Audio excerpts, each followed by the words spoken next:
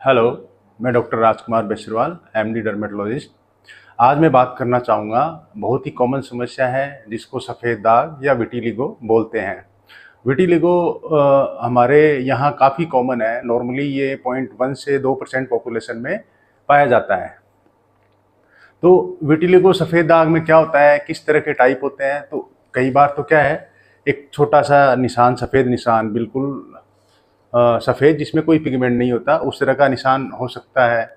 या फिर ये है कि कोई म्यूकोसा, यानी कि अपने जेनिटल पार्ट या आँखों के म्यूकोसा है या मुंह की म्यूकोसा, जो ये लाल वाली स्किन है, यही सफ़ेद होने लग जाती है। तो फोकल, जिसको लोकलाइज्ड वाला था तो उसको बोलते हैं फोकल। फिर ये म्यूकोसल हो गया। फिर ये हो सकता है कि फेस और हाथ सब जगह इन्वॉल्वमेंट होता है, काफ़ी वाइड एरिया इन्वॉल्वमेंट होता है, जिसको एक्रोफेशियल विटिलिगो कहते हैं। या फिर एक विटिलिगो है जिसमें कि सेगमेंटल, यानी बॉडी का एक हिस्सा मिड लाइन के एक साइड में, चाहे वो कोई एरिया हो, चाहे शोल्डर का हो या फेस का हो या चिन का हो, एक साइड में ही होता है, उसको सेगमेंटल विटिलिगो कहते हैं। बहुत बार ये होता है कि भाई पूरी बॉडी का पूरा एरिया ही इन्वॉल्व हो जाता है, जिसको यूनिवर्सल विटिलिगो कहते हैं। सारा ही डीपिगमेंटेशन हो जाता है।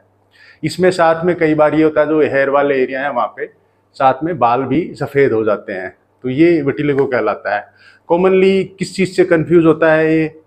तो जैसे कोई बर्थ मार्क होता है ना, न्यूवस डीपिगमेंटोसिस है, न्यूवस एनीमिकस है, 2-3 अलग अलग तरह के न्यूवस हैं, कई तरह की एलर्जी है जिसके बाद ही हो जाता है। जैसे कोई एक्जिमा, एटोपिक डर्मेटाइटिस, उसके बाद में सफ़ेद निशान रह जाए, या चोट लगने के बाद, या कोई केमिकल रिएक्शन के बाद, जिसको अपन ल्यूकोड्रमा कहते हैं, उसके बाद भी कई बार सफ़ेद निशान रह जाता है, उससे भी ये कन्फ्यूज़ होता है।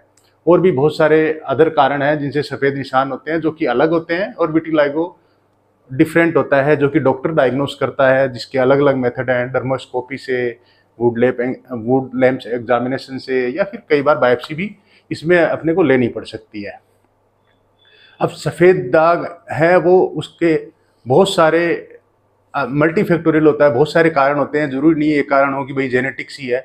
जेनेटिक्स तो बहुत कम केसेज में, जैसे 10 से 15% केसेज में जेनेटिक होता है, लेकिन ज़्यादा फर्क ये है कि ये एक तरह से ऑटोइम्यून डिजीज़ है। ऑटोइम्यून यानी अपनी ही इम्यूनिटी, अपनी ही कोशिकाएं हैं, वो मेलेनोसाइट को एक पर्टिकुलर एरिया में डिस्ट्रॉय कर देती है, तो वो सफ़ेद हो जाता है, वहाँ से मेलेनोसाइट ही नहीं होती है, तो पिगमेंट अपने आप ही गायब हो जाता है। तो पॉलीजेनिक कारण इसका मानते हैं एक तरह से। तो और कारण इसमें क्या है, जैसे ऑक्सीडेटिव स्ट्रेस है, और जेनेटिक है, और बहुत सारे मल्टीफैक्टोरियल इसकी कारण होते हैं। तो ये इसका कारण होता है। अब हमारे समाज में ये भ्रांति है कि भाई विटिलिगो कोई छुआछूत की बीमारी, ऐसा नहीं है। विटिलिगो हाथ लगाने से नहीं फैलता, साथ सोने, खाने पीने, इन चीज़ों से विटिलिगो से सफ़ेद दाग नहीं फैलता है। तो किसी तरह का डिस्क्रिमिनेशन या भेदभाव ना करें। शरीर पे विटिलिगो का कोई दुष्प्रभाव नहीं होता है। ये कोई लाइफ थ्रेटनिंग डिजीज नहीं है, केवल पिगमेंट नहीं है बस, इसके अलावा ये कोई प्रॉब्लम नहीं क्रिएट करता। ठीक है, विटिलिगो के साथ कौन कौन सी बीमारियां अपने शरीर में हो सकती हैं, उस चीज़ की अपने को ध्यान रखना चाहिए। जैसे थायराइड डिसऑर्डर हो सकता है, कई बार एनीमिया हो सकता है, डायबिटीज़ भी एसोसिएटेड होती है, कई बार ग्लूटेन सेंसिटिव डिजीज़ होती है, वो भी एसोसिएट होती है। तो वो डॉक्टर आपका उस हिसाब से इन्वेस्टिगेशन कराते हैं ट्रीटमेंट से पहले। और बात चले इलाज की, तो लोगों को इसका इलाज थोड़ा फ्रस्ट्रेटिंग लगता है, क्योंकि पहले के ज़माने में ये था कि स्टेरॉइड वगैरह ज़्यादा यूज़ होते थे, तो लोग ये सोचते थे स्टेरॉइड के साइड इफ़ेक्ट हो जाएंगे तो हमें इलाज नहीं लेना। ऐसा नहीं है। आजकल जो ट्रीटमेंट, जो रिसेंट ट्रीटमेंट है, वो ऐसा है, स्टेरॉइड बेस है ही नहीं, कि ऑलमोस्ट स्टेरॉइड का यूज़ हम करते ही नहीं है। ऐसा एडवांसेस हो गए हैं कि ऐसी इम्यूनोमोडुलेटर, इम्यूनोसप्रेसेंट ड्रग आ गई है, ऐसी थेरेपी आ गई है कि ऑलमोस्ट नील है स्टेरॉइड का इस्तेमाल। तो इस तरह से इसका इलाज आजकल होने लग गया है। तो विटिलिगो के ट्रीटमेंट में अपन क्या करते हैं, तो पहली चीज़ तो डाइट का अपने को ध्यान रखना है कि भाई कैसी डाइट खानी चाहिए। तो जैसे बहुत सी भ्रांति फैली हुई है कि सफ़ेद चीज़ नहीं खानी चाहिए, दूध के साथ कोई ये चीज़ खा ली तो सफ़ेद दाग हो जाएगा, खट्टा नहीं खाना चाहिए, ऐसा कुछ नहीं है। ये सब भ्रांतियाँ हैं जो फैलाई हुई है। जबकि डाइट ऐसी होनी चाहिए कि एंटीऑक्सीडेंट डाइट है, फ्रूट्स है, ग्रीन लीफी वेजिटेबल है, या हर तरह की कलरफुल वेजिटेबल्स भी खा सकते हो, है ना। सिट्रस फ्रूट खा सकते हो, जिनको खट्टे फल कहते हैं, वो खाए जा सकते हैं, वो फ़ायदा करते हैं विटिलिगो में। जबकि लोगों ने भ्रांति फैला रखी है कि भाई खटाई आपकी बंद हो जाएगी, ऐसा नहीं है। तो इस तरह एंटीऑक्सीडेंट डाइट्स है, नट्स हैं, और मतलब हेल्दी लाइफस्टाइल है, स्ट्रेस फ्री लाइफस्टाइल रखनी होती है। ये तो मतलब ये तो जनरल मेजर हो गए। इसके अलावा ट्रीटमेंट में 3 चीज़ होती है। एक तो टॉपिकल ट्रीटमेंट है, एक खाने का ये ट्रीटमेंट होता है जिसमें खाने की दवाइयाँ देते हैं, और एक होता है इसी के साथ में जैसे फोटोथेरेपी। तो ट्रीटमेंट में, टॉपिकल ट्रीटमेंट में डॉक्टर आपको क्या क्या दे सकते हैं टॉपिकल, तो ये है कि भाई टॉपिकल स्टेरॉइड दिए जा सकते हैं डिपेंडिंग अपॉन आपकी जो एज है, किस एज पे आपको स्टार्ट हुआ है। मान लो बच्चा है तो उसको अलग स्टेरॉइड दिया जाएगा या क्रीम दी जाएगी, और बड़ा है तो उसको अलग दी जाएगी। तो उसमें स्टेरॉइड्स क्रीम दी जा सकती हैं जो कि डॉक्टर की देख रेख में आप यूज़ करते हो, तो कोई ज़्यादा साइड इफेक्ट नहीं है। दूसरा ऑप्शन इसमें आता है टेक्रोलिमस है, एक इम्यूनोमोडुलेटर होता है जो कि बहुत अच्छा काम करता है, मेलानोसाइट रीग्रोथ भी कराता है, रोकता भी है। तो उसमें टेक्रोलिमस आ गया। एक विटामिन डी एनालॉग है, कैल्सिपोट्रायल वगैरह की क्रीम यूज़ कर सकते हैं। और इसमें अभी नया है तो मेथोट्रेक्सेट की जेल भी आती है, मेथोट्रेक्सेट जेल भी यूज़ की जा सकती है। एक जेक इनहिबिटर आता है, जेक इनहिबिटर की क्रीम ऑइंटमेंट वो भी यूज की जा सकती है, जिसको टोफासिटिनिब बोलते हैं। या फिर टॉपिकल में टॉपिकल सोरालिन थेरेपी भी होती है, यानी कि आपने जो क्रीम वगैरह लगा के या लोशन लगा के उसके थोड़ी देर बाद में आपको सन एक्सपोजर कराते हैं डॉक्टर, तो वो भी आप इस्तेमाल कर सकते हैं। और एक नया इसमें ट्रीटमेंट जो काफ़ी टाइम से चला रहा है जिसको डेकापेप्टाइड कहते हैं, तो डेकापेप्टाइड के लोशन भी आते हैं, तो वो भी टॉपिकल में ये वाले ट्रीटमेंट ऑप्शन अपने पास अवेलेबल है। ओरल ट्रीटमेंट इसलिए देते हैं कि भाई डिजीज एक्टिविटी शरीर में चल रही है तो कल को कहीं और ना हो जाए, या डिजीज एक बार स्टेबल हो जाए।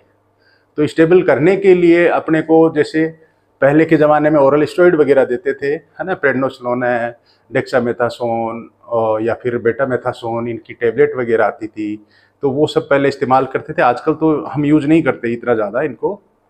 तो एक तो ये ऑप्शन है। दूसरा ऑप्शन है अपने पास इम्यूनोमोडुलेटर है, जिसमें मेथोट्रेक्सेट यूज़ की जा सकती है, एजाथाइप्रिन यूज़ कर सकते हैं, साइक्लोस्पोरिन यूज़ कर सकते हैं, जिसमें जैसे बेटर ऑप्शन देखते हैं डॉक्टर प्राय वो एजाथाइप्रिन है। इसके अलावा एंटीबायोटिक जो माइनोसाइक्लिन है वो भी यूज़ की जाती है, जो क्योंकि ऑक्सीडेटिव स्ट्रेस को, मेलानोसाइट पे ऑक्सीडेटिव स्ट्रेस को रोकती है। उसके भी काफ़ी अच्छे रिजल्ट हैं। और आजकल जो अभी नया रिसेंट एडवांसेज में है, जेक इनहिबिटर टोफासिटिनिब है ओरल, जो कि यूज किया जाता है, जो कि बहुत अच्छे उसके रिजल्ट हैं और बहुत फास्ट रिजल्ट आते हैं, तो वो भी यूज किया जाता है। और थर्ड इसमें बात करें तो फोटोथेरेपी की बात करें, तो फोटोथेरेपी में यह स्टेबलाइज करने के भी काम आती है और रीपिगमेंटेशन के भी काम आती है। तो इसमें एक तो पुआ थेरेपी होती है, सोरालिन आपको ओरल खाने को दे सकते हैं। उसके बाद में यूवीए थेरेपी, मतलब यूवीए के चैम्बर भी होते हैं, और उसमें आपको मतलब थोड़ी देर एक्सपोजर कराते हैं यूवीए, जिसको पुआ थेरेपी करते हैं। पुआ सोल होता है जिसमें मतलब टेबलेट खा के, और उसके बाद में आपको सोलर जो मतलब धूप से जो मिलता है यूवीए लाइट, उसका एक्सपोजर होता है। उसके अलावा इसमें जैसे बहुत इफेक्टिव, जिसको मतलब बहुत अच्छा ट्रीटमेंट मानते हैं, वो है नैरोबैंड यूवीबी है, जिसमें मतलब 311 नैनोमीटर का स्पेक्ट्रम होता है लाइट का, उसको यूज किया जाता है, जिसके बहुत अच्छे रिजल्ट है, जो स्टेबलाइज भी करता है, मेलानोसाइट को प्रोटेक्ट भी करता है और साथ में रीजनरेशन भी कराता है। तो वो ट्रीटमेंट भी आपको डॉक्टर की गाइडलाइन में आप ले सकते हैं, नैरोबैंड। और एक होता है एक्साइमर लेजर, जिसमें मतलब 308 नैनोमीटर की लेजर होती है, जो कि सबसे इफेक्टिव मानी जाती है।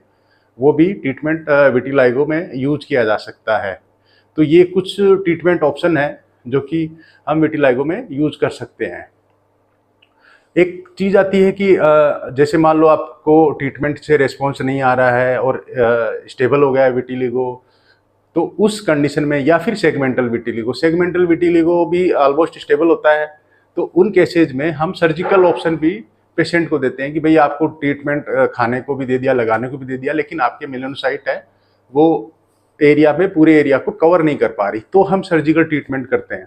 तो सर्जिकल ट्रीटमेंट में कौन कौन से ऑप्शन है अपने पास, जैसे पंच ग्राफ्टिंग, सर्जरी के नाम है, पंच ग्राफ्टिंग हो गई, सक्शन ब्लिस्टर ग्राफ्टिंग हो गई, है ना। एपिडर्मल क्यूरेट है, जिसको मतलब नया मेथड है, जिसमें मतलब जोधपुर टेक्निक वगैरह है।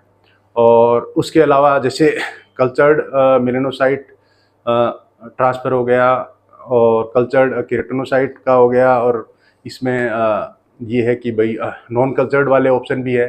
तो ये कुछ सर्जिकल ऑप्शन है। और एक नया इसमें है जैसे हेयर फॉलिकल ग्राफ्ट, जैसे मतलब कि बालों की जो जड़ होती है वहाँ पे जो मेलेनोसाइट होती है उसका उपयोग किया जाता है, तो वो हेयर फॉलिकल ग्राफ्ट भी दूसरी जगह लगा के उनसे रिपिगमेंटेशन स्टार्ट हो जाता है। इस तरह के कुछ सेफ ट्रीटमेंट ऑप्शन अवेलेबल हैं। तो अपने आप डर्मेटोलॉजिस्ट से मिले कि भाई ये इतने सारे ऑप्शंस हैं, तो मेरे लिए कौन सा सूट करेगा या किस ट्रीटमेंट ऑप्शन को अपने को लेना है। क्योंकि प्राय लोग ये डरते हैं कि भाई सर्जिकल नहीं लेना, भाई डॉक्टर के पास कई बार ऑप्शन नहीं होता है कि सारे ट्रीटमेंट करने के बाद भी रीपिगमेंटेशन नहीं आ रहा तो सर्जरी करनी पड़ती है कई बार। और इस वीडियो से मैं ये मैसेज देना चाहता हूँ कि विटिलिगो है वो छुआछूत की बीमारी नहीं है। विटिलिगो का इलाज संभव है, अगर कम एरिया ही इन्वॉल्व है तो इलाज संभव है। बहुत ज़्यादा एरिया जैसे 70, 80, 90% ट्रीटमेंट, ज़्यादा एरिया अगर हो गया है इन्वॉल्व तो हम ज़्यादा इसमें कुछ कर नहीं सकते। बहुत ज़्यादा एरिया अगर इन्वॉल्वमेंट है 90%, 80-90% से ज़्यादा है, तो ये करते हैं कि भाई जो एरिया थोड़ा पिगमेंटेड है उसको भी हटा देते हैं। उसके लिए मोनोबेंजाइल ईथर ऑफ हाइड्रोक्विनोन आता है, तो उस तरह का ट्रीटमेंट भी होता है जिससे कि वो एरिया हटा के एक जैसा कलर हो जाए। अब विटिलिगो में ध्यान क्या रखना है, विटिलिगो की जो स्किन होती है उसके ऊपर मेलेनोसाइट नहीं होती, तो उसको हमेशा धूप से बचा के रखना होता है, सन स्क्रीन वगैरह लगाना होता है। और क्या बचाव रखना है, विटिलिगो चोट से, है ना, चोट से फैलता है तो हमेशा चोट से बचाव रखें।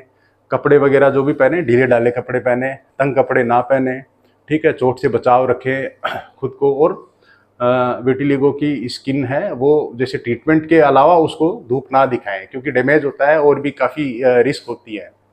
तो ये सारी कॉमन बातें हैं विटिलिगो के बारे में, कुछ भ्रांतियां हैं जो मैंने क्लियर की है, और किस तरह से सावधानी रखनी है, किस तरह से ट्रीटमेंट लेना है। तो ये सारा है विटिलिगो के बारे में, और आपसे मिलते हैं अगले वीडियो में फिर। Thank you.